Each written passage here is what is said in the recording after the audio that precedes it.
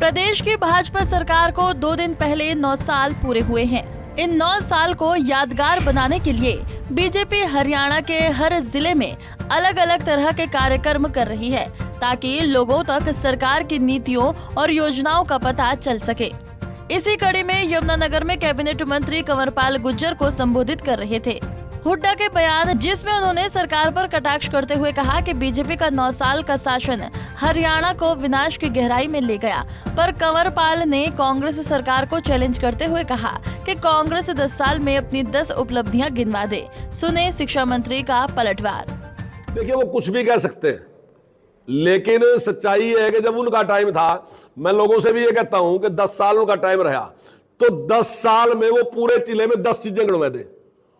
10 साल में 10 चीजें गिनवा दे। कहते क्या है कि हमने थर्मल प्लांट लगाया। थर्मल प्लांट सबका है।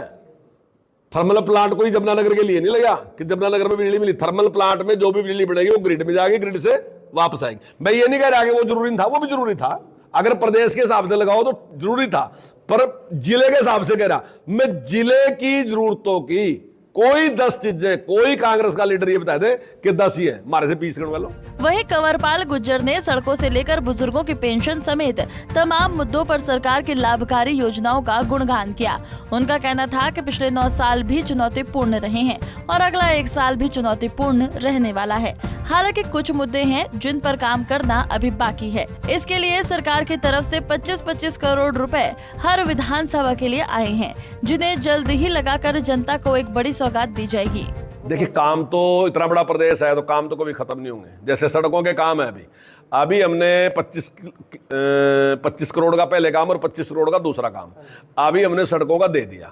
तो मुझे पूरी उम्मीद है कि अभी ये काम शुरू होने लग रहा, और मुझे लगता है कि जो 25 का तो हो लिया टेंडर सारा का सारा, जो 25 करोड़ का पहला, तो जो दूसरा 25 करोड़ का है वो भी हमारा जनवरी तक मुझे लगता है कि सारा का सारा हमारा काम कंप्लीट हो जाएगा। तो ये सारी सड़कें हमारी जो हैं, जहां थोड़ा सड़कों की स्थिति है तो वो है नहीं हर विधानसभा की है।